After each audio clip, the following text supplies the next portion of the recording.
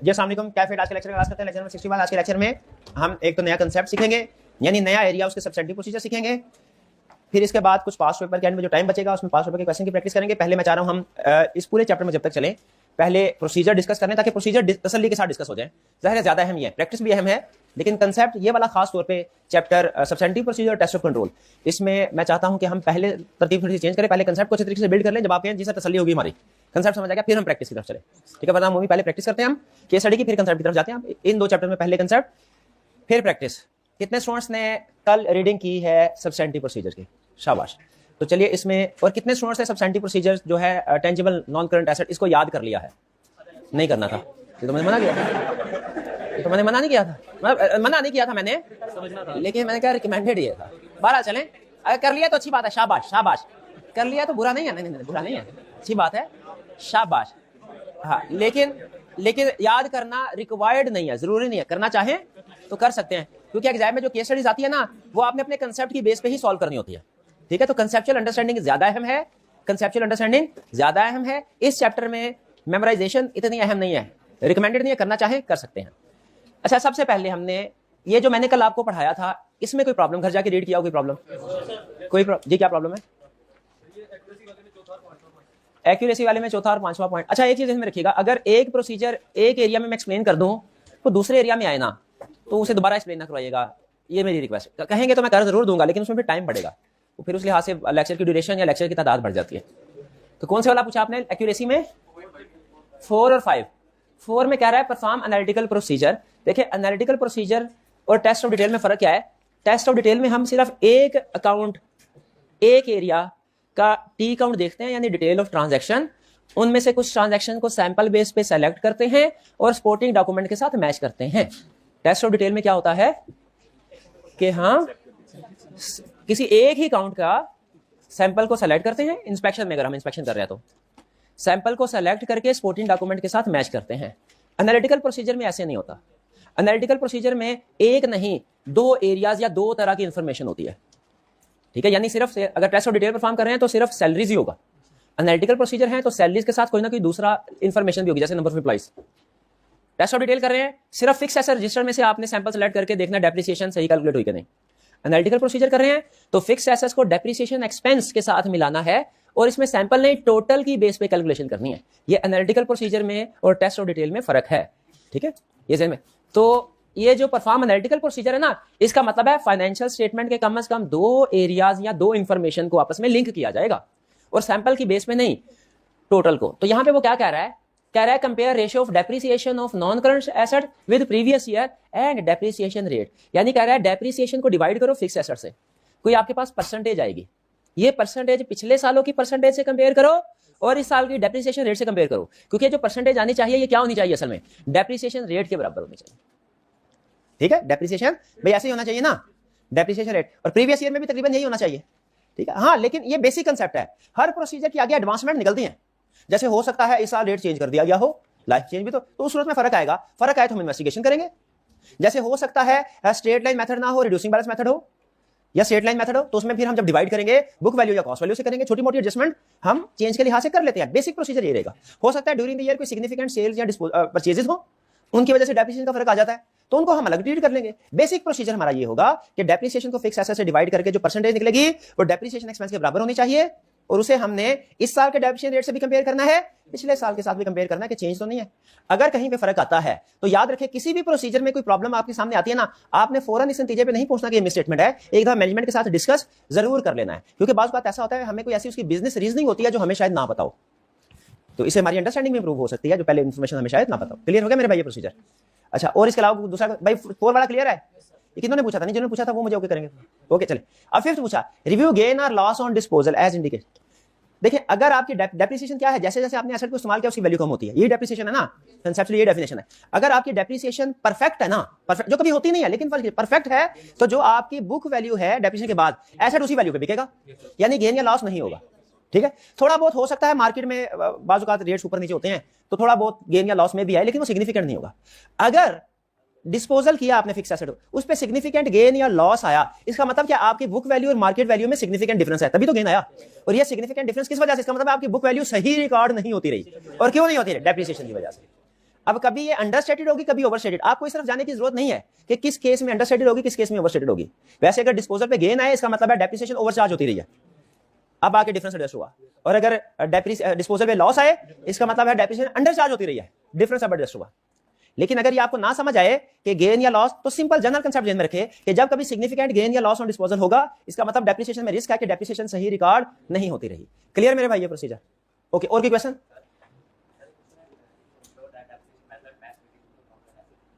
Ensure that depreciation method matches with the use of non-current assets। ये कहां पे है? कहां पे है मेरे भाई? किस जगह लिखा है? मैटर डेप्रिसिएशन मेथड किसके साथ मैच होना चाहिए? यूज ऑफ, हाँ यूज के साथ डिपेंड करता है ना। यूज वो तो अकाउंटिंग का कंसेप्ट है कि इकोनॉमिक बेनिफिट्स आपको कैसे मिल रहे हैं। अगर आपको एसेट से जो बेनिफिट्स मिल रहे हैं वो सेम है स्टार्ट से लेके एंड तक, तो मेथड स्ट्रेट लाइन होना चाहिए। और अगर इकोनॉमिक बेनिफिट्स डाउन हो रहे हैं, जैसे एक मशीनरी है, वो इस्तेमाल से उसकी जो प्रॉब्लम है उसमें क्या वियर एंड टियर वो बढ़ती है और कॉस्ट बढ़ना शुरू हो जाती है प्रोडक्शन की, तो फिर WDV मेथड अप्रोप्रिएट है। और अगर हमने बसें खरीदी हैं, गाड़ियां खरीदी हैं, जिनकी कैपेसिटी पहले दिन भी वही होती है, आखिरी दिन भी वही होती है, तो उसमें शायद स्ट्रेट लाइन मेथड, लेकिन उसमें भी डिपेंड करता है, हार्ड एंड फास्ट रूल नहीं है, तो यूज के हिसाब से डिपेंड करता है। लेकिन ये काउंटिंग का मसला है मेरे भाई, ऑडिट का मसला नहीं है। बाहर आ चले, क्लियर हो गया? चलिए और कोई क्वेश्चन? और कोई? अच्छा, वो मेटा एआई की बजाय अगर आप जीपीटी यूज करें ना प्यारे भाईजान, तो सुन ले, तो उसके साथ इस सवाल का जवाब भी आपको वो दे देता। वो सवाल जब देता है ना, साथ में अगर आप उसे कहना मुझे इसका आंसर दे, वो आंसर भी दे देता है। तो अगर आप आंसर भी उससे पूछ लेते हैं तो टाइम बच जाता। कोई बात नहीं, कोई बात। और कोई क्वेश्चन? और कोई क्वेश्चन इसमें? और कोई क्वेश्चन नहीं? अच्छा चलिए आगे चलते हैं। कोई बात नहीं, अच्छी बात है। ये प्रोसीजर्स आप किसी भी एआई मॉडल को यूज करते हुए ये सब्सटेंटिव प्रोसीजर उससे पढ़ें, बहुत अच्छी बात है। ये मैं इनकी इस आदत कह ले या प्रैक्टिस का अप्रिशिएट करता हूँ, ठीक है। लेकिन जब आप एक्स्ट्रा काम कर रहे होते हैं ना, तो फिर उसमें आपके ज़हन में पॉइंट्स भी एक्स्ट्रा आते हैं, तो वो सब में एक्स्ट्रा होते हैं। वो हम इंडिविजुअल स्टूडेंट्स को तो इनकरेज करते हैं भाई, जिसने अपना रूटीन का काम कर लिया, अपने नॉलेज को बढ़ाया, जरूर करें। लेकिन वो अगर क्लास में क्वेश्चन पूछेगा, तो ज्यादातर स्टूडेंट्स को उस कॉन्टेक्स्ट से वाकिफ नहीं होंगे, तो वो सवाल का जवाब ज्यादातर स्टूडेंट्स के लिए रेलिवेंट नहीं रहता। तो हम क्लास में एक्स्ट्रा डिस्कशन को थोड़ा हम कंट्रोल करते हैं, ताकि हमारा सिलेबस जो है वो उन्हीं लेक्चर में जो प्लान किया हुआ निपटे ज्यादा ना हो।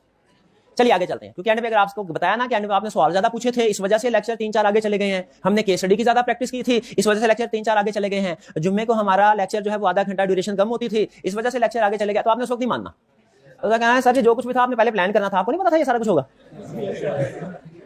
चलिए अच्छा, substantive procedure if there are additions, इसमें कोई प्रॉब्लम नहीं है, पक्की बात। एक लफ्ज समझ आ गया? शाबाश जी। कौन सा?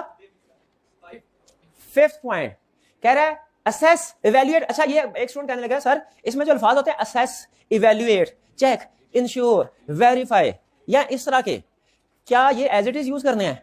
हरगिज नहीं, जो मर्जी वर्ड यूज करें। मेन कंसेप्ट रीजनेबलनेस, ये आपके प्रोसीजर में आना चाहिए। आगे पीछे जो मर्जी अल्फाज इस्तेमाल करे, सेंटेंस बनाने के लिए उसे कोई फर्क नहीं पड़ता। चलिए, तो कह रहे हैं assess reasonableness of useful life of fixed asset, कि देखो यूजफुल लाइफ फिक्स्ड रीजनेबल है कि नहीं। उसने कहा जी पिछले साल 10 साल थी, इस साल 20 साल है, तो हम कैसे मुंह उठा के 10 से 20 साल कर दी? कोई क्या हुआ उसमें? वो कौन सा आबे हाथ पी लिया मशीनरी ने, उसकी लाइफ बढ़ गई है? जरा हमें भी तो बताओ, क्या रीजन पूछेंगे कि नहीं? क्योंकि लाइफ डायरेक्टली इफेक्ट करती है डेप्रिसिएशन को। तो लाइफ इंक्रीज होने का मतलब डेप्रिसिएशन डिक्रीज। तो हमने तो एज ऑडिटर स्केप्टिसिज्म के साथ सोचना है, ये एक्सपेंस को अंडरस्टेट किया इन्होंने, तो उससे पूछेंगे कि तो हमने लाइफ उसकी क्या देखनी है?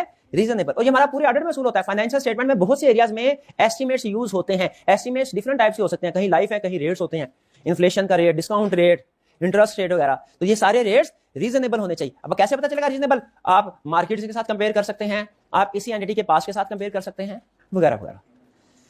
ठीक है मेरे भाई, क्लियर हो गया? जिन्होंने पूछा था जी। शाबाश, अगला सवाल भी अच्छा है। कहा सर अगर किसी जगह पे एस्टिमेट्स की रीजनेबलनेस को असेस करना मुश्किल हो, तो क्या हम एक्सपर्ट को हायर कर सकते हैं? बिल्कुल हायर कर सकते हैं। और आप एग्जाम में भी ये प्रोसीजर लिख सकते हैं। लेकिन याद रखें, सिंपल प्रोसीजर के लिए एक्सपर्ट को हायर नहीं करना। एक दफा आपने केस स्टडी में चीज टेस्ट की, उसने कहा 2 प्रॉब्लम आपके सामने रख रहा हूं, एक डेप्रिसिएशन की कैलकुलेशन, एक इन्वेंट्री की एनआरवी। बताइए इसमें से किस में आप एक्सपर्ट को एंगेज करें? एनआरवी में, क्योंकि इसमें वैल्यूएशन है, मार्केट वैल्यू डिटरमिन करना, ये नॉर्मली एक्सपर्ट किया करते हैं। लेकिन डेप्रिसिएशन तो हमारा काम है। अगर डेप्रिसिएशन को ही चेक करने के लिए हमने किसी एक्सपर्ट को हायर कर, तो फिर हमारा क्या? लेकिन अगर आपको लगे कुछ फिक्स एसेट स्पेशलाइज्ड नेचर के होते हैं, अगर आपको लगे कि ये एक्सपर्ट ही बताएगा इसके बारे में, इस एस्टीमेट के बारे में, लाइफ के बारे में, तो फिर एक्सपर्ट को एंगेज कर सकते हैं। ठीक है, जैसे अगर कोई गाड़ी है, कंप्यूटर है, इसकी एस्टीमेट लाइफ तो हम एस्टीमेट कर सकते हैं। अगर कोई कॉम्प्लेक्स मशीनरी है, वो कोई इंजीनियर बताएगा। तो यूज कर सकते हैं, लेकिन हर सिचुएशन में नहीं, कम्प्लेक्स वाली सिचुएशन में, ठीक है जी। और एग्जाम के क्वेश्चन में आपको इंडिकेशन जरूर देता है, जिससे पता चल जाता है आपको ये कम्प्लेक्स इशू है, इसमें एक्सपर्ट को एंगेज कर देना चाहिए। तो in short answer yes, expert को यूज कर सकते हैं। कोई भी एस्टीमेट अगर आपको लगे ना कि कम्प्लेक्स है, एक्सपर्ट को एंगेज कर सकते हैं जी। हाँ, क्वेश्चन ये है सर, अगर एग्जाम में एडिशन का प्रोसीजर आ गया, क्या हम ये सारे पॉइंट्स लिखेंगे? मैं डिपेंड देखूंगा मार्क्स कितने हैं। अगर तो उसने अलग से एक पार्ट बना के पूछा कि एडिशन के प्रोसीजर बताओ और उसके मार्क्स हुए फॉर एग्जांपल 5, 4 या 5 नंबर हुए, फिर तो मैं सारे लिख लूंगा। लेकिन अगर उसने एक रिस्क असेसमेंट के क्वेश्चन के साथ इसको मर्ज किया और उसमें बहुत से रिस्क के साथ एक ये भी रिस्क हुआ कि ड्यूरिंग द ईयर बहुत सी हैवी मशीनरी बाय की गई थी, तो फिर मैं उस सूरत में सिर्फ 3 प्रोसीजर लिखूंगा, ठीक है जी। अच्छा, वो 3 प्रोसीजर कौन से होंगे ये आपकी जजमेंट है। आपको इनमें से जो प्रोसीजर सबसे अहम लगे ना, आसान नहीं बोल रहा, अहम लगे, ये असूल याद रखिएगा, सबसे आसान नहीं, सबसे, क्योंकि सबसे आसान आपको वो लगते हैं जो हर जगह पे फिट हो रहे होते हैं। इस रिकॉर्ड को इसके साथ मैच कर लो, मैनेजमेंट से इंक्वायर कर लो, आपकी जजमेंट आपको बता देगी इस एरिया में सबसे अहम प्रोसीजर ये है। तो जो सबसे अहम 3 प्रोसीजर होंगे वो लिखने हैं, सबसे आसान वाले कोशिश नहीं करना। हाँ, अगर नहीं आते तो फिर जो आते हैं वो ही लिख दो, लेकिन पहली कोशिश क्या करनी है कि इनमें से कोई से भी 3 नहीं, जो अहम 3 है वो लिखे। क्लियर? अच्छा, डिस्पोजल में कोई पॉइंट, फिर मैं आपसे एक सवाल पूछूंगा इसका। नंबर 3 डिस्पोजल में, verify that cost and accumulated डेब्ट has been removed from books of accounts and fixed asset register. एक फिक्स्ड एसेट जब आप बाय करते हैं ना, वो 2 जगहों पे रिकॉर्ड होता है, एक टी अकाउंट में और एक फिक्स्ड एसेट रजिस्टर में। टी अकाउंट में सिर्फ अमाउंट के तौर पे डेबिट गाइड होता है, फिक्स्ड एसेट रजिस्टर में उसकी पूरी इंडिविजुअल डिस्क्रिप्शन, उसका नाम, पता, सारा नंबर, चेजेस नंबर, जो चीजें भी रेलिवेंट है वो सारी होती है। तो जब परचेज हुआ उसमें ये भी प्रोसीजर शायद ये होना चाहिए कि आपने इंश्योर करना है जिस दिन परचेज हुआ उसी दिन फिक्स्ड एसेट रजिस्टर में भी आ गया और उसी दिन टी अकाउंट में भी एंट्री हो गई। तो डिस्पोजल में भी सेम कंसेप्ट कि अगर डिस्पोज हुआ तो आपने दोनों जगहों से उसे रिमूव करना, वरना अगर आप सिर्फ टी अकाउंट में तो डिस्पोजल की एंट्री डाल देंगे, फिक्स्ड एसेट रजिस्टर से रिमूव नहीं करेंगे, तो वो उधर ही आता रहेगा और एंड में जाके फिर प्रॉब्लम हो जाएगी कि टी अकाउंट में बैलेंस कुछ हो रहा है, फिक्स्ड एसेट रजिस्टर में बैलेंस कुछ हो रहा है, क्या करें सर, इसको रिकंसाइल करें बैठ के। वो अच्छी खासी एक्सरसाइज होती है। फिर रिमूव का मतलब है उसे निकाल देना है, नहीं, डिस्पोज कर दिया हमने। एक होता है फुल्ली डेप्रिशिएटेड एसेट, याद रखें फुल्ली डेप्रिशिएटेड एसेट्स को जीरो कर दिया जाता है, रिमूव नहीं किया जाता, फिजिकली मौजूद होता है, क्योंकि उसकी भी कुछ ना कुछ मार्केट वैल्यू तो होगी, बुक वैल्यू जीरो है, मार्केट वैल्यू थोड़ी जीरो है। जब ऐसे लेकिन डिस्पोज कर देते हैं ना, सेल कर देते हैं, तो उसके ऊपर ना हम समझ लीजिए, अब तो हर कंप्यूटर में काम होता है, लेकिन थ्योरेटिकली समझे, मैनुअली अगर हम काम कर रहे हो, उसके ऊपर रेड पेन से क्रॉस लगा देते हैं कि ये अब हमारा फिक्स एसेट नहीं रहा। फिर जब नेक्स्ट मंथ की लिस्ट बनती है उसमें वो ये शामिल नहीं होता, वो रिमेनिंग की लिस्ट बनती है, ठीक है। रिमूव, तो क्या फिक्स एसेट को रिमूव होना चाहिए रजिस्टर से? बिल्कुल रिमूव होना चाहिए। क्लियर हो गया जी आप? शाबाश। और भी question? 5th point, discuss with manager. नहीं, कोई मसला नहीं, सारे पूछेंगे, मैं सारे बता दूंगा, कोई मसला नहीं है, क्योंकि हमारा कंसेप्ट ये बात ही अंडरस्टैंडिंग डेवलप करने हैं। फिर discuss with management possibility of unrecorded disposal of asset. Management से हम पूछ रहे हैं सर कहीं ऐसा तो नहीं कि कोई फिक्स एसेट्स आपने बेच दिए हो, रिकॉर्ड ना किया हो? अगर कोई ऐसा है तो हमें बता दे कि फिक्स एसेट बेच दिए हो, कोई पॉसिबल है ऐसा कि फिक्स एसेट बिके और रिकॉर्ड ना हुए? इंक्वायर, हालांकि इसका जवाब मैनेजमेंट की तरफ से हमेशा यही 99% केस में यही आता है, नहीं सर सब कुछ ठीक, लेकिन फिर भी हमने इंक्वायर करना होता है, ठीक है, इंक्वायर करना होता है, क्योंकि अमूमी तौर पे टॉप लेवल की मैनेजमेंट झूठ नहीं बोलती सीधा। आप अगर उनसे सवाल पूछेंगे वो ये तो हो सकता है दाएं बाएं घुमा के एम्बिगुअस आंसर दे, झूठ नहीं बोल, क्योंकि उनको पता है उसके झूठ बोलने का असर इंटेग्रिटी पे होगा और एक्सट्रीम केसेस में ऑडिटर विड्रॉ भी कर सकते, विड्रॉ ना भी करें ऑडिटर का रिस्क बढ़ जाता है, वो प्रोसीजर बढ़ा देते हैं। तो इसलिए जो टॉप लेवल की मैनेजमेंट होती है ना, वो मे भी आपके आंसर को घुमाए जरूर, लेकिन झूठ नहीं बोलती। झूठ बोलना उनको भी पता है इस वे, लेकिन जो छोटे मोटे एम्प्लॉइज होते हैं ना, उनको कुछ पता ही नहीं होता और वो ये समझ रहे होते हैं हमें सारा कुछ पता है, वो इन्फॉर्मेशन दे, फिर भी पूछना बनता है, ठीक है जी। तो हम मैनेजमेंट से क्या पूछ रहे हैं बताइए, क्या कोई ऐसा तो नहीं ऐसा डिस्पोज हो गया रिकॉर्ड ही ना हो? क्लियर? और कोई क्वेश्चन? अब एक मेरा क्वेश्चन आगे चलने से जी, हाँ, इसको असर्शन वाइज अभी आपने नहीं करना, अभी फिलहाल हम वैसा ही कर रहे हैं जैसा आईकैप हमें करवा रहा है। असर्शन वाइज करना जरूर है, लेकिन एंड पे करवाऊंगा। मैं ये चाह रहा हूं अगर आप खुद से अभी सोचना चाहें तो सोचें, लेकिन मैं पहले आपको आईकैप के लेवल तक पहुंचा दूं, फिर उसके बाद हम आगे चलेंगे। पहले आईकैप लेवल मेंटेन कर लें, पहले सारे प्रोसीजर पढ़ लें। क्वेश्चन मेरा, इस चैप्टर का नाम है सब्सटेंटिव प्रोसीजर। अप्रूवल होती है कंट्रोल, ऐसा ही है। इसके अंदर परचेज करने से पहले भी उसने परचेज के प्रोसीजर में भी लिखा हुआ है अप्रूवल हो, डिस्पोजल में भी लिखा हुआ है अप्रूवल हो। ऑथराइजेशन का मतलब अप्रूवल, तो ये तो टेस्ट ऑफ कंट्रोल हो गया। यहाँ पे हम ऑथराइजेशन क्लाइंट का कंट्रोल है, अगर हम इसको इंस्पेक्ट कर रहे हैं तो ये तो हमारा टेस्ट ऑफ कंट्रोल हो गया। हमारे चैप्टर की हेडिंग सब्सटेंटिव प्रोसीजर है, इसमें टेस्ट ऑफ कंट्रोल कहां से आ गया? हाँ, चूंकि रिलेटेड प्रोसीजर है, आईकैप ने इसको इंक्लूड कर दिया, हमने भी कहा ठीक है, हमने इतना हार्ड एंड फास्ट नहीं चलना कंसेप्ट के लिहाज से, ठीक है। रिलेटेड प्रोसीजर आईकैप ने लिखा, हमने भी कहा ठीक है इसमें कर देंगे। क्लियर जी? फिर इसके बाद सेल्फ कंस्ट्रक्टेड फिक्स एसेट, हाँ इसमें तो प्रॉब्लम आई होगी, जरूर आई होगी आपको, इसमें तो आनी भी चाहिए। इसमें बताइए कोई प्रॉब्लम? कोई प्रॉब्लम नहीं, ऐसे ना करें, है ना प्रॉब्लम, शाबाश। कौन से वाला पॉइंट? 7 वाला पॉइंट, 4 वाला पॉइंट। ओके ओके ओके, पहले 4 कर लेते हैं भाई, इनको जल्दी है, पहले 4 कर लें। Discuss with management policy for capitalisation of expenditure on self constructed assets. देखिए आप ये समझ रहे होंगे पॉलिसी तो बड़ी सिंपल होती है कि जो भी क्राइटेरिया मीट करते हैं या 16 का उनको कैपिटलाइज करो, बाकी को ना करो। लेकिन सम टाइम मैनेजमेंट ने एक लिमिट अमाउंट डिसाइड कर ली होती है कि इस अमाउंट से नीचे को हम एक्सपेंस आउट करेंगे, इस अमाउंट से ऊपर को कैपिटलाइज करेंगे। ये प्रैक्टिकली जरूरी होता है क्योंकि हर फिक्स एसेट्स का रिकॉर्ड मेंटेन करने की अपनी कॉस्ट होती है। बहुत ऐसा होता है फिक्स एसेट होता है, कम अमाउंट का कॉस्ट ज्यादा हो जाती है। इसकी क्लासिक एग्जांपल है 2, क्लॉक, ठीक है, वॉच, और डस्टबिन। डस्टबिन ये दोनों फिक्स एसेट्स की डेफिनेशन को मीट करते हैं, लेकिन अगर आप इनको कैपिटलाइज किया 200, 250, 500 की कॉस्ट, इनको अगर आप इस तरह की चीजों को कैपिटलाइज करना शुरू कर देंगे ना तो आपकी लिस्ट बेतहाशा लंबी हो जाएगी, उसको मेंटेन करना मुश्किल होगा फिक्स एसेट इंस्ट्रूमेंट। इसीलिए ऑडिटिंग अकाउंटिंग स्टैंडर्ड ने भी इजाजत दी है कि आप एक अमाउंट मैनेजमेंट अपनी पॉलिसी बनाए कि हमने 5000 से नीचे के जो भी फिक्स एसेट होंगे उसे एक्सपेंस आउट कर देना। ये मटेरियलिटी का कंसेप्ट ऑडिट के साथ साथ काउंटिंग में भी लगता है, लेकिन वो भी आपको नहीं सिखाया जाता। काउंटिंग में भी छोटी छोटी चीजें ना तो कन्वीनियंस के लिए उसके, तो इसमें पॉलिसी से मुराद यही है कि मैनेजमेंट ने जब खुद से सेल्फ फिक्स एसेट को कंस्ट्रक्ट करवाया है तो अब क्या करें, जैसे कंप्यूटर लिया उसके साथ वो उन्होंने वो केबल भी ले ली। अब केबल भी अगर ले ली, कोई डाटा केबल ले ली, यूएसबी ले ली, अब चलेगी तो यूएसबी भी साल अमूमी तौर पे उसकी यूजफुल लाइफ ज्यादा है, और कंप्यूटर भी चलेगा। क्या इसको अलग से कैपिटलाइज करना चाहिए? ये है पॉलिसी।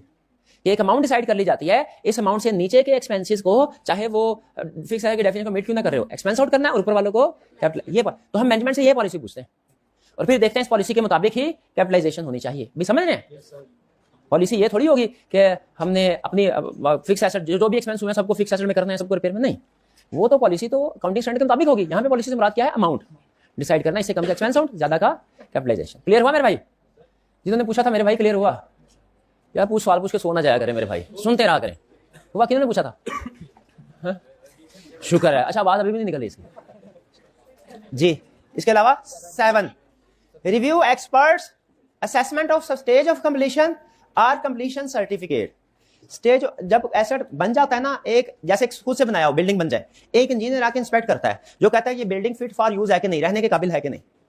ठीक है, कहीं ऐसा था जैसे जब ये कॉलेज बना उस वक्त भी इंजीनियर आए, उन्होंने आके देख लिया कि भाई यहाँ पे इतने स्टूडेंट्स यहाँ पे आएंगे फर्स्ट फ्लोर पे, सेकंड फ्लोर पे, तो ऐसा तो नहीं कि कभी स्टूडेंट ज्यादा हुए तो ठक गिरी जाए।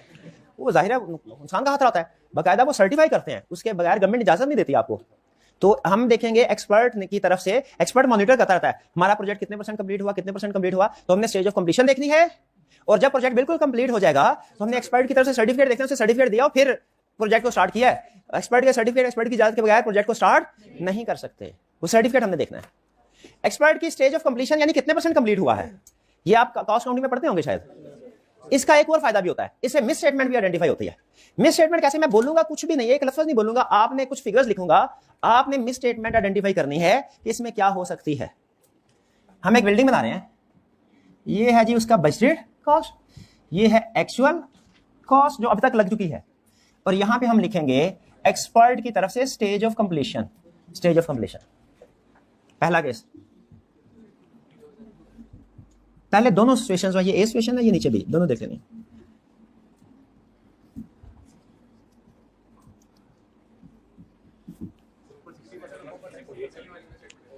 एक्सपर्ट कहता है मेरे को क्या पता, तो इधर 60% 40% होना चाहिए, ये मैंने चेक किया, ये 50% है, यही होना चाहिए, ये मेरा सर्टिफिकेट है, इसको चैलेंज ना करो। आपके ख्याल में मिस स्टेटमेंट इसमें है एक्सपर्ट के स्टेज ऑफ कंप्लीशन में कि इसमें है? आप इसमें कह रहे हो कि इधर 60% होना चाहिए, इधर 40%। एक्सपर्ट कहता है मुझे ये ना कहो इधर 60% होना चाहिए, ये सोचो इधर 100 होना चाहिए। अगर 120 है इसका मतलब क्या है? और शाबाश, इसमें ओवर स्टेटमेंट है, यानी फेक एक्सपेंसेस रिकॉर्ड हुए होंगे, एग्जैजरेट किया हुआ है। और इसमें अगर मैं ये एक्सपर्ट की स्टेज ऑफ कंप्लीशन को अपने प्रोसीजर में ना देखूं तो फिर क्या कभी आप ओवर स्टेटमेंट अंडर स्टेटमेंट को आइडेंटिफाई कर सकते हैं? इसीलिए उसने कहा स्टेज ऑफ कंप्लीशन को देखो।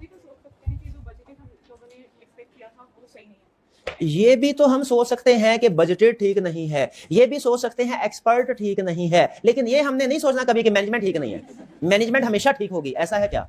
मैंने तो नहीं सिखाया आपको ऐसा। स्केप्टिसिज्म क्या कहता है? आप अभी तक ऑडिटर नहीं बने, अंदर से मैनेजमेंट के साथ ही हैं, अंदर से अकाउंटेंट है, अंदर से अकाउंटेंट, अभी तक ऑडिटर नहीं बन सके। चले बहरहाल इसमें देखिए बाकी कोई प्रोसीजर, स्टेज ऑफ कंप्लीशन समझ आ गई? अगर ड्यूरिंग द ईयर कोई ऐसा एक्सपेंस हो वो उसको कंपनी कैपिटलाइज कर दे अपनी पॉलिसी चेंज करके, अगर कंपनी कोई पॉलिसी चेंज करती है तो हम मैनेजमेंट से उसके रीजन पूछेंगे, सिंपल, क्यों चेंज किया है। रीजनेबल जस्टिफिकेशन हुई तो ठीक है, जब जस्टिफिकेशन ना हुई तो मिस स्टेटमेंट। अच्छा, ये अगर फिक्स एसेट किसी को रीवैल्यू किया जाता है, क्या प्रोसीजर होंगे ये वाले। अच्छा, इसमें एक चीज याद रखिएगा, एक चीज याद रखिएगा, हमने एक्सपर्ट, जब कभी एक्सपर्ट से रिवैल्यूएशन करवाते हैं ना, हमने एक्सपर्ट को भी चेक करना है, उसके काम को भी चेक करना है। जब कभी एक्सपर्ट से रिवैल्यूएशन करवाएंगे, सिर्फ एक्सपर्ट को चेक किया, काम को चेक नहीं किया, गलत। सिर्फ काम को चेक किया, एक्सपर्ट को चेक नहीं किया, ये भी गलत। दोनों को चेक करना। अच्छा, अब इसमें एक्सपर्ट का जो काम है ना, उसमें कुछ जनरल प्रोसीजर है, कुछ स्पेसिफिक प्रोसीजर है। ये वाला जो है ना, एक्सपर्ट को कैसे चेक करेंगे, ये टॉपिक चैप्टर 8 में पढ़ेंगे, सॉरी 18 में पढ़ेंगे, 18 में पढ़ेंगे। एक्सपर्ट के काम को कैसे चेक करना है, इसके जनरल प्रोसीजर, ये भी चैप्टर 18 में पढ़ेंगे। एक्सपर्ट के काम को कैसे चेक करना है, इसके स्पेसिफिक प्रोसीजर, ये हम यहां पढ़ रहे हैं। ये जनरल प्रोसीजर है, ये क्या है, कहां पढ़ेंगे 18। लेकिन यहां क्यों लिख दिए, ताकि जब एग्जाम बता दिया, ताकि उधर जाके कंसेप्ट आपका लिंक हो जाए। एग्जाम में जब सवाल पूछे तो आपके जहन में तीनों हेडिंग्स आए, एक हेडिंग ना आए, इसलिए यहां पे लिखा है कि जब कभी एक्सपर्ट के वर्क को यूज करना है, तीनों हेडिंग्स आनी चाहिए आपके जहन में। हाँ, कभी कभार अब वो कह देता है एग्जाम क्वेश्चन में कि आपने एडिक्वेसी ऑफ वर्क के प्रोसीजर ना बताए, मुझे सिर्फ एक्सपर्ट की कंपिटेंस के प्रोसीजर बताएं। या कभी कहेगा कि कंपिटेंस कैपेबिलिटी एक्सपर्ट की हो चुकी है, उससे रिलेटेड प्रोसीजर ना बताएं, अब अगले प्रोसीजर बताएं उसके वर्क के हवाले से, तो वो फिर हम प्रोसीजर बताएंगे। जब कभी एक्सपर्ट को एंगेज करना, क्या ऑडिटर अपने काम में एविडेंस ऑब्टेन करने के लिए एक्सपर्ट को एंगेज कर सकता है? जब कभी एक्सपर्ट को एंगेज करेगा, क्या करना है, एक्सपर्ट को भी चेक करना है, उसके काम को भी चेक करना है। एडिक्वेसी ऑफ वर्क में मजीद दो चीजें हैं, एक जनरल प्रोसीजर, एक स्पेसिफिक प्रोसीजर। जनरल प्रोसीजर हर तरह के काम में सेम होंगे, specific case to case vary करेंगे। ये रिवैल्यूएशन का था, इसलिए इसमें ये प्रोसीजर है। मे भी अगर किसी और एरिया में हम जाएं, उसमें एक्सपर्ट को एंगेज करें, उसके लिए डिफरेंट प्रोसीजर हो, स्पेसिफिक प्रोसीजर डिफरेंट, जनरल वही होंगे। इसमें कोई प्रॉब्लम नहीं, शाबाश। अच्छा, अब आगे चलते हैं। नेक्स्ट बल्कि ये 1 2 3 क्वेश्चन भी डिस्कस कर लेना, क्वेश्चन डिस्कस होने से रह गए थे, कर लें क्वेश्चन डिस्कस। चले पहले ये कर लेते हैं। नेक्स्ट, इनटेंजिबल एसेट्स की 3 टाइप्स हैं, परचेज गुडविल, एक ये एसेट हो सकता है, डेवलपमेंट कॉस्ट, अदर इंटेंजिबल्स। ठीक है, इसमें मैं पढ़ के जो मुझे अहम प्रोसीजर लग रहे हैं सिर्फ वो आपके साथ डिस्कस करूंगा, रूटीन वाले आप खुद पढ़ लीजिएगा, कोई प्रॉब्लम हुई तो फिर कल डिस्कस करेंगे। इनटेंजिबल में पहला और प्रोबेबली सबसे जो बड़ा इनटेंजिबल है वो है गुडविल। ये गुडविल परचेज है, ये सेल्फ जनरेटेड नहीं है क्योंकि वो रिकॉग्नाइज नहीं की जाती। जब कभी गुडविल हम परचेज करते हैं, बेसिकली वो कोई ना कोई बिजनेस परचेज कर रहे होते हैं। बिजनेस परचेज करने में याद रखिएगा एक कंसेप्ट, ये कंसेप्ट अभी नोट कर लें, सीवाई में भी काम आएगा आपके। जब कभी हम कोई फिक्स एसेट्स बाय करते हैं तो एक फिक्स एसेट बाय कर रहे हैं। गुडविल के केस में एक फिक्स एसेट नहीं, इंटायर बिजनेस को बाय कर रहे होंगे। एक फिक्स एसेट को खरीदना हो, हम किसी वैल्यूअर को कहते हैं भाई वैल्यू बता कितने में खरीदना चाहिए। जब पूरे बिजनेस को खरीदना हो, इसके लिए भी एक वैल्यूअर इंगेज करते हैं, एक प्रैक्टिशनर एक्सपर्ट को। उससे हम कहते हैं ये बिजनेस हम खरीदने लगे हैं, इसके जितने भी एसेट्स और जितनी भी लायबिलिटीज हैं उसकी लिस्ट बनाओ और उसके आगे हर एक की फेयर वैल्यू लिख दो और फिर हमें नेट अमाउंट बताओ कि वो कितनी है, ताकि हमें पता चल जाए हमें कितनी प्राइस पे करनी चाहिए। वो अमाउंट हमारी रीजनेबल अमाउंट होगी जो हमें पे करनी चाहिए। अगर उससे ज्यादा पे करते हैं तो वो गुडविल बन जाएगी। तो आपने काउंटिंग में गुडविल की डेफिनेशन पढ़ी होगी। गुडविल क्या है? Fair value of net asset acquired minus cost. यही पढ़ी आपने कि गुडविल क्या है? Fair value of net assets minus cost paid, और ये जो डिफरेंस होता है ये क्या है? Purchase goodwill. ये रिकॉर्ड होती है बैलेंस शीट में, ऐसा ही है। अब अगर आपने इसको वेरीफाई करना है ना, इसको, तो आपको ये दोनों फिगर वेरीफाई करनी पड़ेगी। इन दोनों को वेरीफाई कर लिया, ये फिगर वेरीफाई, सबसे अहम प्रोसीजर ये। फेयर वैल्यू कैसे करेंगे? ये अब किसी एक एसेट की नहीं है, सब एसेट की। इसको कैसे वेरीफाई करना है हमने? इसकी एक रिपोर्ट आएगी, इसे कहते हैं ड्यू डिलिजेंस रिपोर्ट। ये वैल्यूएशन रिपोर्ट से डिफरेंट है। वैल्यूएशन रिपोर्ट होती है एक एसेट की रिपोर्ट। ड्यू डिलिजेंस रिपोर्ट जब पूरा बिजनेस एक्वायर कर रहे होते हैं तब बनती है, इसमें सारे एसेट्स की वैल्यूएशन होती है। तो हमने एज ऑडिटर ये देखना है फेयर वैल्यू को किसे कंपेयर करना है? ड्यू डिलिजेंस के साथ।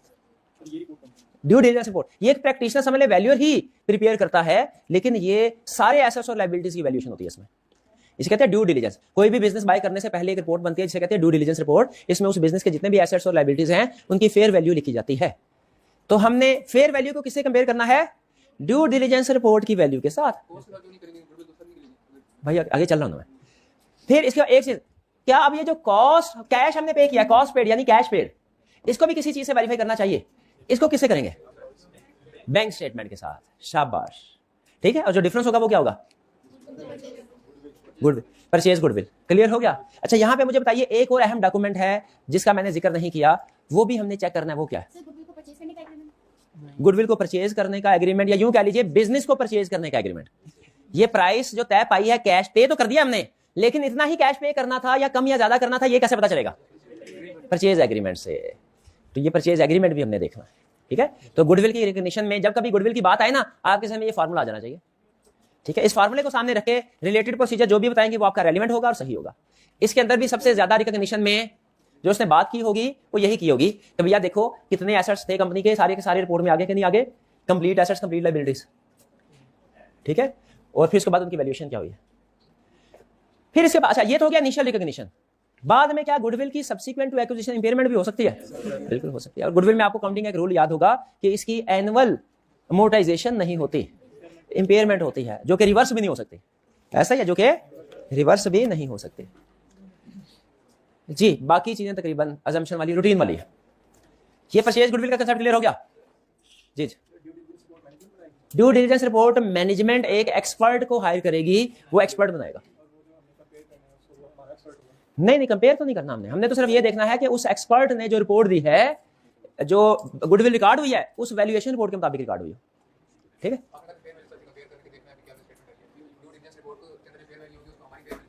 नहीं मैंने तो ये नहीं कहा कि ड्यू डिलिजेंस की रिपोर्ट की फेयर वैल्यू को हमारी फेयर वैल्यू से कंपेयर करना है। मैंने लेक्चर के दौरान में से बात की कोई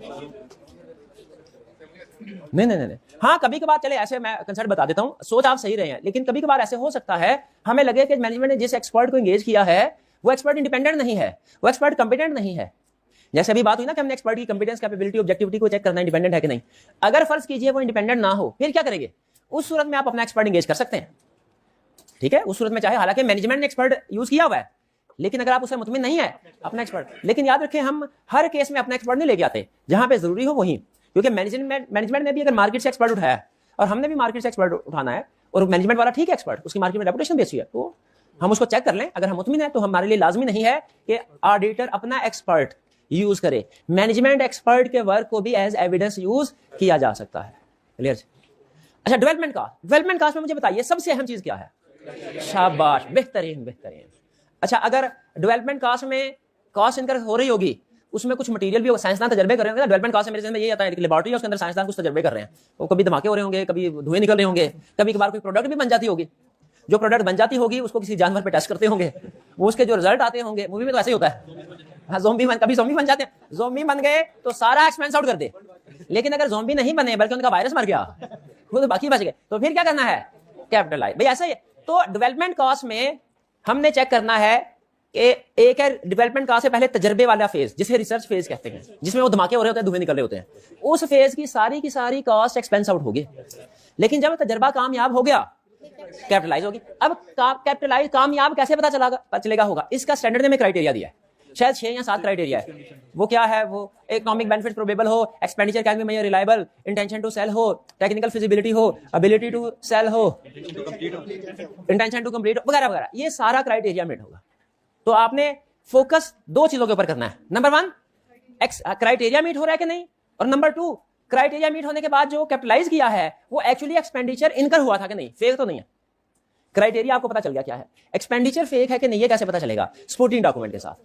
तो मुझे बताइए जो मटेरियल लगा है उसके अंदर, उसको चेक करने के लिए कि वाकई ये मटेरियल खरीदा था, सही एक्सपेंस है, किसके साथ मैच करेंगे। सपोर्टिंग डॉक्यूमेंट क्या होगा मटेरियल के लिए, देखिए सपोर्टिंग डॉक्यूमेंट जनरल वर्ड है, आपने स्पेसिफिक वर्ड यूज करना है। इनवाइस भी नहीं, इनवाइस भी 2 तरह की होती है, एक cell invoice, purchase, specific word use, purchase invoice या सप्लायर इनवाइस। लेबर की कॉस्ट, भाई मजदूर भी काम कर रहे होंगे, कुछ साइंसदान भी काम कर रहे होंगे, सारे लेबर में आएंगे। साइंसदान ने, बड़ा साइंसदान क्यों ना हो, हमारी काउंटिंग के लिहाज से तो लेबर में आएगा ना, वो कैसे वेरीफाई करेंगे, पेरोल शीट से। और ओवरहेड, बिजली का बिल, पानी का बिल, गैस का बिल से। तो 2 चीजें हैं, number 1 supporting documents, number 2 criteria. ये सब, बाकी और भी शायद प्रोसीजर होंगे, लेकिन वो रूटीन क्या, वो पढ़ेंगे समझ आ जाएगा, मेन ये चीज है। और अगर एग्जाम में कभी कह दे कि बाकी क्राइटेरिया तो मीट हो रहे हैं, ये एक क्राइटेरिया 50-50 है, मे भी मीट हो मे भी ना हो, फिर आपने कहना है कि हम प्रोसीजर परफॉर्म करके कंफर्म करेंगे कि क्या मैनेजमेंट इसको मीट करने के काबिल है कि नहीं।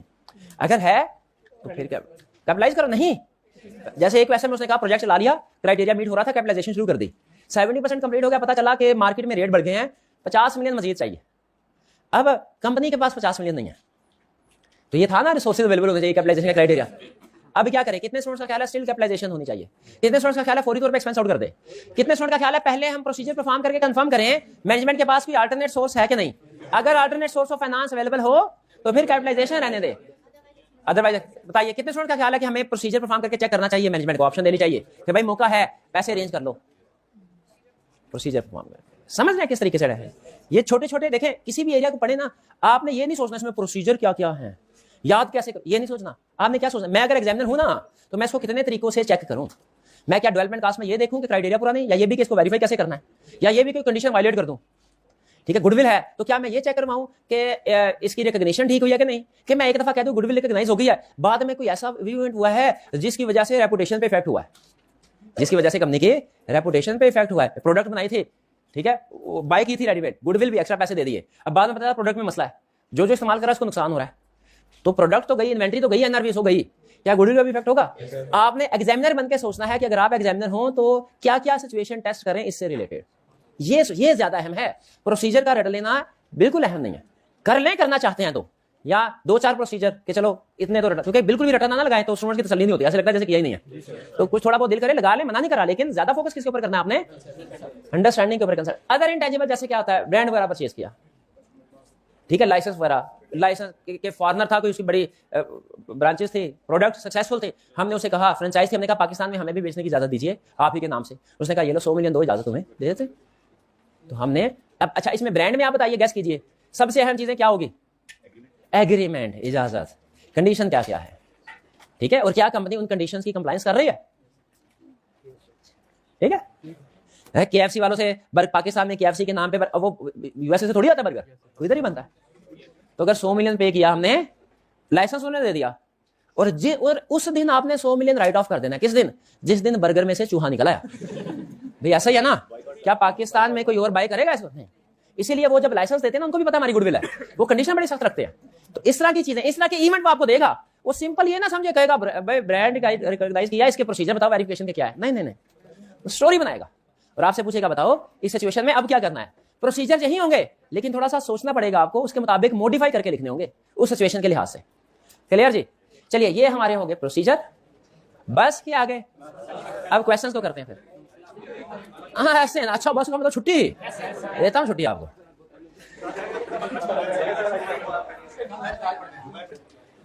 Question 1, briefly describe the assertion used by auditor in respect of following: account balance, classes of transactions. 40 second है, दोनों assertions लिखें, फ्रेश पेज के ऊपर, नए पेज के ऊपर, अभी पता चलता है, 45 सेकंड ले लें, सुनना नहीं, अभी लिखें। लेफ्ट साइड पे अकाउंट बैलेंस, राइट साइड पे क्लास ऑफ ट्रांजैक्शंस, लिखे जल्दी, सिर्फ हेडिंग्स।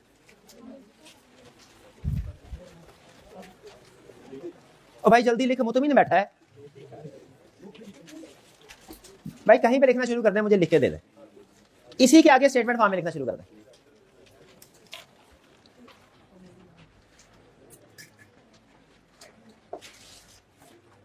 शाबाश, ऑनलाइन वाले स्टूडेंट्स आप लोग भी लिखें, शाबाश शाबाश शाबाश। क्लासिफिकेशन अकाउंट बैलेंस की सेशन है भाई, एग्जिस्टेंस राइट्स में बेहतरीन completeness, classification, presentation, class of transaction की cut off, occurrence, completeness, classification, presentation, accuracy, बेहतरीन, शाबाश शाबाश, ठीक है ठीक है।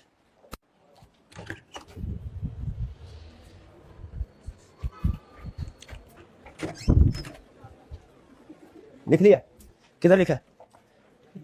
एग्जिस्टेंस, कंप्लीटनेस, क्लासिफिकेशन, बस तीन तो नहीं होती मेरे बच्चा, 6 होती हैं, सब लिखनी, सब लिखा। ये तो रिक्वायरमेंट में लिखा ही नहीं हुआ था कितनी लिखनी है, मर्जी है भाईजान आपकी। शाबाश, account balance, existence, right application, completeness, valuation, allocation, presentation, classification, occurrence, cut off, बेहतरीन, गुड। चलिए बात ठीक है। अच्छा अब इसकी एक्सप्लेनेशन भी याद है, जर्नल लिखनी है कि स्पेसिफिकली किसी जर्नल आएगी, इधर तो जर्नल ही आएगी, इधर कौन सा उसने कहा डेटर्स के मुझे असर्शन बताओ, इधर कौन सा कहा मुझे सेल्स की असर्शन बताओ, तो इधर जर्नल ही आएगी। कंप्लीटनेस को बताइए, एक्सप्लेन कीजिए, कंप्लीटनेस के सेशन को एक्सप्लेन करें। नहीं जनरल के लिहाज से, 1 मिनट ठहरे, एक ऐसे नहीं, एक एक करके। फ्लो टू लिस्ट, शाबाश, ये है कंप्लीटनेस की डेफिनेशन, ये सिखाई मैंने। ये सिर्फ इन्वेंट्री काउंट की एक एग्जांपल थी। क्या है कंप्लीटनेस की डेफिनेशन? अकाउंट बैलेंस नहीं, क्लास ऑफ ट्रांजैक्शन। शाबाश, all transaction and events that should have been recorded have been, नहीं तो उसमें have been recorded डुप्लीकेट हो गया, तो यही होना चाहिए, जिनको होना चाहिए था वो हो गए हैं, तो होना ने दो दफा ही होना है, ठीक है। For each audit procedure listed below, identify area of financial statement to which it relates or assertion addressed by audit। ये जिसने 50% एक्यूरेसी कर ली, assertion का एक्सपर्ट है वो। अच्छा, इसमें ध्यान में रखिएगा, कुछ प्रोसीजर्स ऐसे, ये प्रोसीजर्स हैं, प्रोसीजर दिए हैं असर्शन बताने। कभी ऐसा होता है, कहता है असर्शन ये है, प्रोसीजर बताओ। कभी कहता है प्रोसीजर ये है, असर्शन बताओ। आपने दोनों तरह से तैयार होना है, आपने दो धारी तलवार बनना है, ठीक है। असर्शन पूछे, प्रोसीजर बताने को तैयार, प्रोसीजर असर्शन जो भी दे, असर्शन दे, प्रोसीजर बता सके, प्रोसीजर दे, असर्शन बता सके। दो अच्छा, perform test count of tangible assets at year end. पहले एरिया बताइए, एरिया कौन सा? फिक्स एसेट, वो भी ठीक है, इन्वेंटरी वो भी ठीक है। अच्छा, एक से एक प्रोसीजर, इसका मतलब एक से ज्यादा एरियाज में परफॉर्म हो सकता है। तो दोबारा आएगा तो आपने पूछना नहीं है मेरे से, एक दफा बता चुका हूं। आप यहां पे सिर्फ एक भी बता दिया ना, वो सही है। एक स्टूडेंट पूछने लगा सर उसमें तो 2 या 3 लिखे थे, तो मैंने तो एक ही लिखा, तो वो भी ठीक है, पूरे नंबर दीजिए अपने आप को अगर आपने एक एरिया भी बता दिया। इसी तरह एक प्रोसीजर से अगर एक से ज्यादा असर्शन वेरीफाई हो रही है, आपने एक भी सही बता दी ना, एक भी बताई लेकिन सही बताई, पूरे नंबर दीजिए अपने आप को, ठीक है। लेकिन याद रखें, कुछ प्रोसीजर मल्टीपल एरियाज में भी परफॉर्म हो सकते हैं और उनसे मल्टीपल असर्शन भी वेरीफाई हो सकती हैं। आपसे सिर्फ एक एरिया, एक असर्शन रिक्वायर्ड है, बाकी एडिशनल है। समझ आ जाए तो अच्छी बात, नहीं समझ आए तो गोली मारे आगे चले। तो ये फिक्स एसेट भी ठीक, इन्वेंटरी भी ठीक, और असर्शन कौन से? लेकिन इसी में जिसके जहन में आया कंप्लीटनेस, क्योंकि इसको अगर हम फ्लोर टू लिस्ट करें तो एग्जिस्टेंस है, लिस्ट टू फ्लोर करें, नहीं सॉरी, लिस्ट टू फ्लोर करें एग्जिस्टेंस है, फ्लोर टू लिस्ट करें कंप्लीटनेस, वो भी ठीक है।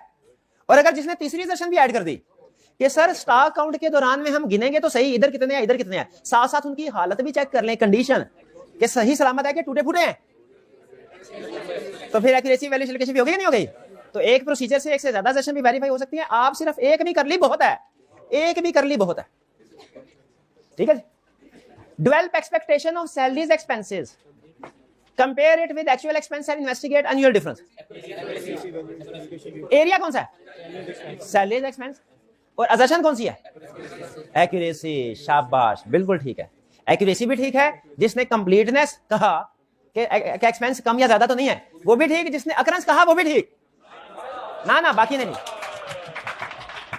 ये असल में एनालिटिकल प्रोसीजर, अगर आप थोड़ा सा आपने सोचा हो, एनालिटिकल प्रोसीजर ओवर स्टेटमेंट और अंडर स्टेटमेंट दोनों को चेक कर रहा होता है।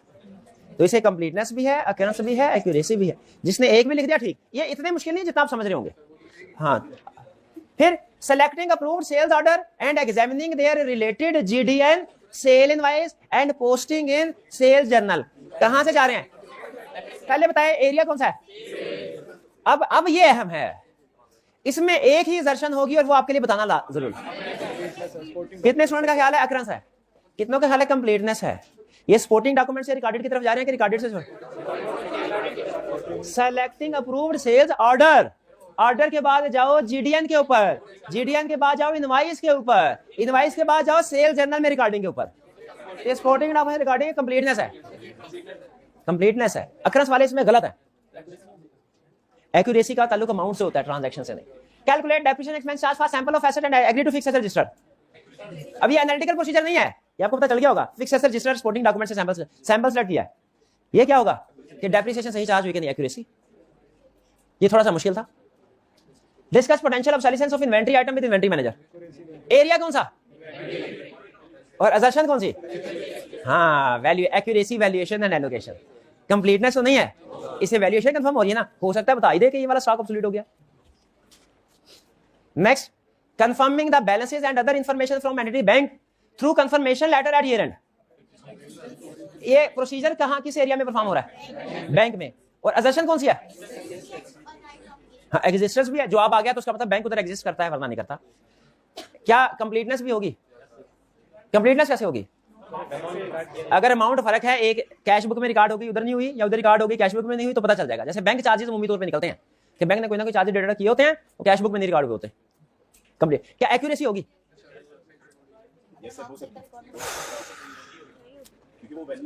एक्यूरेसी की सेशन रिकॉर्ड होगी क्या? ये assertion वेरीफाई होगी। एक्यूरेसी क्लासेस ऑफ ट्रांजैक्शन की assertion हम कर रहे हैं काउंट बैलेंस तो नहीं होगी। लेकिन अगर कोई शातिर स्टूडेंट हो तो वो साबित कर सकता है कि इस प्रोसीजर से एक्यूरेसी है कि क्लास में नहीं नहीं नहीं भाई, एक्यूरेसी की assertion क्लासेस ऑफ ट्रांजैक्शन के लिए रेलिवेंट है, काउंट बैलेंस के लिए नहीं। इससे तो एग्री करते हैं। तो बैंक के पॉइंट ऑफ व्यू से तो एक्यूरेसी नहीं आएगी, बैंक बैलेंस के पॉइंट ऑफ व्यू। हाँ जी, शाबाश। कौन है बैंक चार्ज? शाबाश, ये नाम लेना है आपने बाद में क्लास में, 50 रुपए नाम। लेकिन इस प्रोसीजर से बैंक चार्जेस भी तो कंफर्म होते हैं। वैसे अगर हम बैंक चार्जेस को वेरीफाई कर रहे हो ना, तो चूंकि बैंक चार्जेस का और बैंक बैलेंस का वो इंटर रिलेटेड है एक तरह से, बैंक ही चार्जेस डिडक्ट करता है, तो चार्जेस के पॉइंट ऑफ व्यू से एक्यूरेसी की assertion भी वेरीफाई होती है। ये आप एक चैप्टर आएगा एक्सटर्नल कंफर्मेशन का, चैप्टर 14, उसमें एक लाइन लिखी होगी, आप उछल पड़ेंगे उस लाइन को पढ़ के। लिखा होगा एक्सटर्नल कंफर्मेशन डेटर को सेंड करे ना, तो इसमें कट ऑफ की assertion भी वेरीफाई हो जाती है। उछले उछले उछले ना, वो कैसे भाई? कंफर्म डेटर तो अकाउंट बैलेंस का एरिया है, अकाउंट बैलेंस है ना, अकाउंट बैलेंस का एरिया में तो कट ऑफ की assertion होती ही नहीं। हाँ जी, तो चूंकि डेटर्स का इनडायरेक्ट ताल्लुक सेल से है, डेटर सही सेल सही, इनडायरेक्टली डेटर गलत तो सेल भी गलत है, उसी का है। डेबिट क्रेडिट होगा ना, ये डेबिट गलत होगा तो क्रेडिट भी गलत होगा ना। तो देखा, हैरान हो गए ना। और फिर आगे चल के एक लाइन पढ़ेंगे, उसको पढ़ के दोबारा उछलेंगे।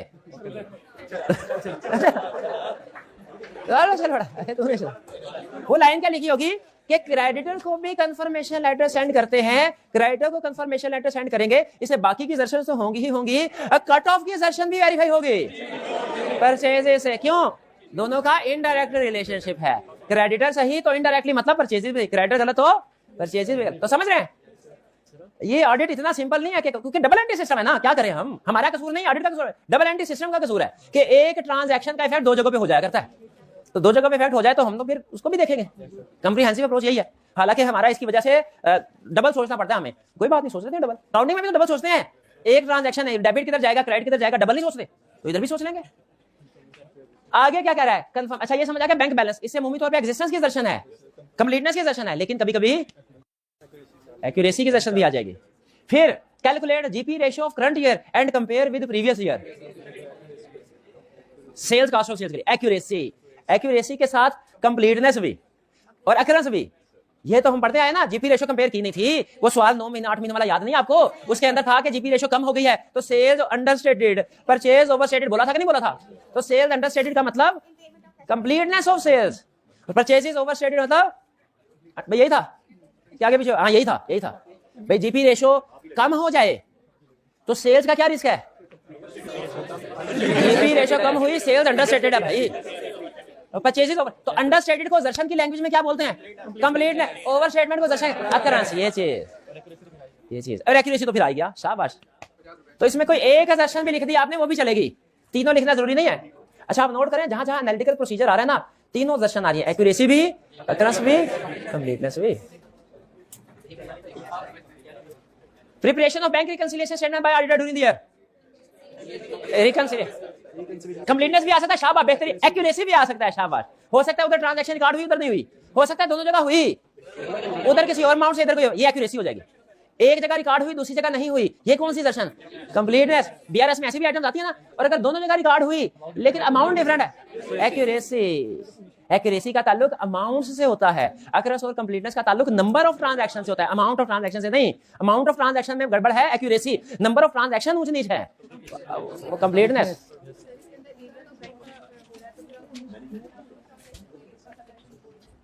कौन सी? इसका जवाब ये दे, पहले मेरा भाई जवाब दे।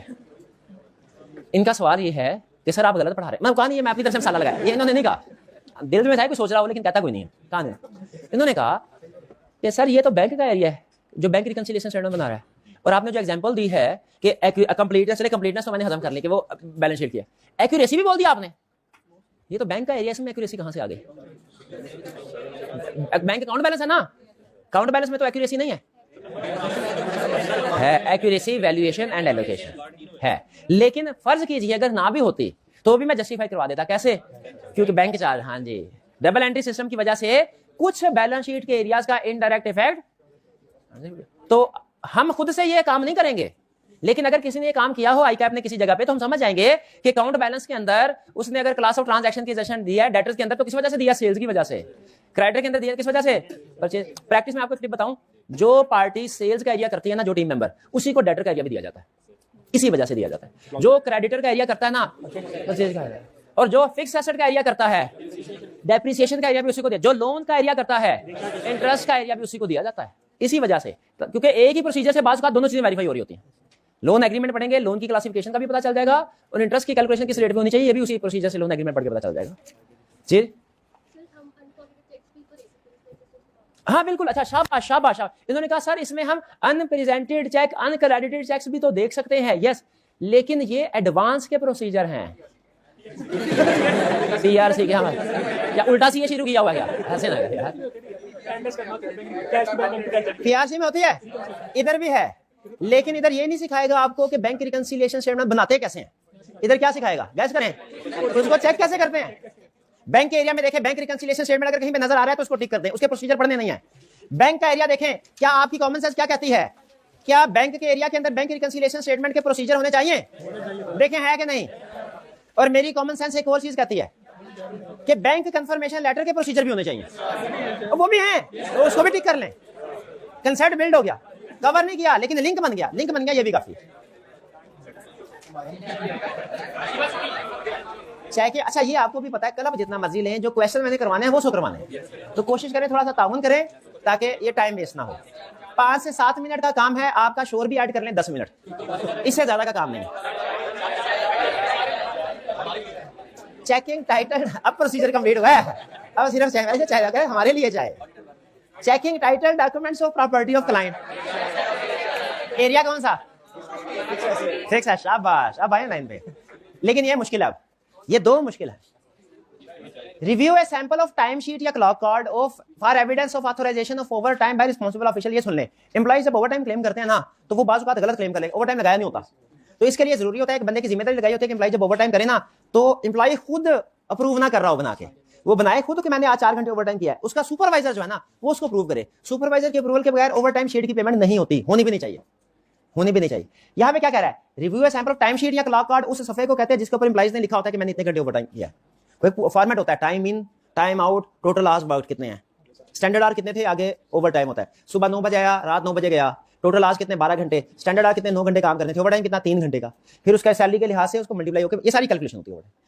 कह रहे हमने देखा ताकि देख ले कि ओवर टाइम की अप्रूवल एक ऑथराइज्ड पर्सन दे रहा है कि नहीं दे रहा, पता चल जाए ये वाकई ओवर टाइम हुआ था। एक्यूरेसी नहीं, एक्यूरेसी क्यों नहीं? इसमें कहीं पे भी आप अमाउंट चेक नहीं कर रहे, अमाउंट कहीं नहीं चेक कर रहे, एक्यूरेसी नहीं, अकरेंस है। एग्जिस्टेंस इसलिए नहीं कि वो काउंट बैलेंस की है, एग्जिस्टेंस से बेहतर क्या है? वैसे ये क्लोजली रिलेटेड है उससे, लेकिन चूंकि क्लास ऑफ ट्रांजैक्शन इसलिए अकरेंस ज्यादा बेहतर है एग्जिस्टेंस। लास्ट, अगर ये आपने आइडेंटिफाई कर लिया, असर्शंस के आप एक्सपर्ट ये ले जाएं। देखिए 10 में से 2-3 गलतियां नेचुरल है, मतलब वो हम गलती नहीं बोलते, उसको कहते हैं जजमेंटल डिफरेंस। 7-8 कर लिया तो वो ठीक।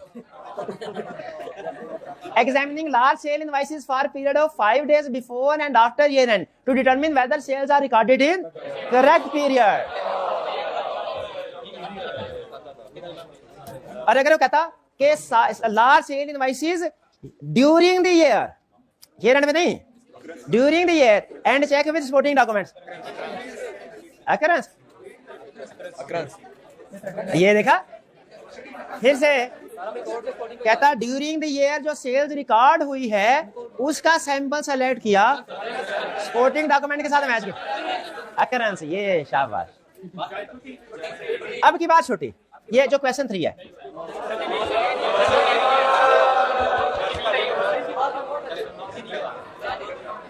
You are the audit senior on the audit of Oreo private limited, a large manufacturing company for the year ended 30th June 2015. You are reviewing the audit working papers prepared by audit assistant Bismillah Khan.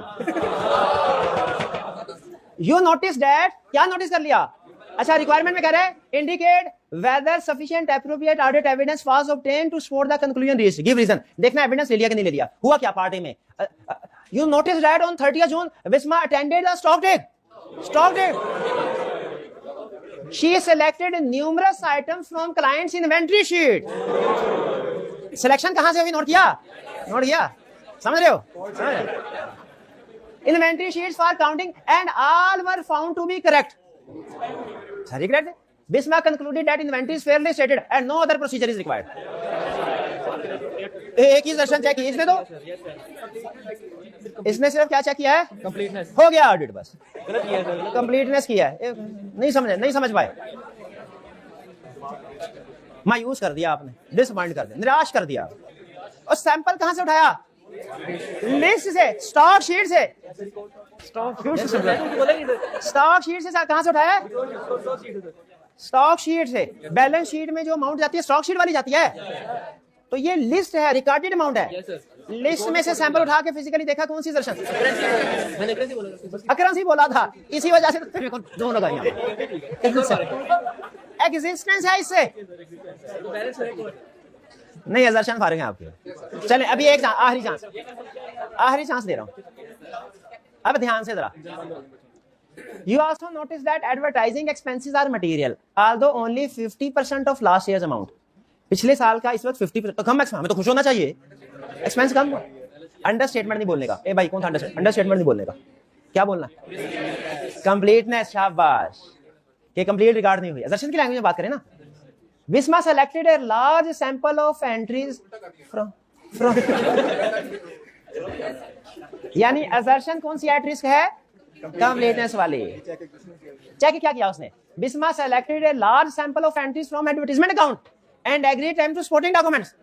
Account से sample उठाया, supporting documents को check किया. शुक्र है, शाबाश. अकरस को check किया तो no errors were found. Bismarck concluded that advertising expenses are reasonable.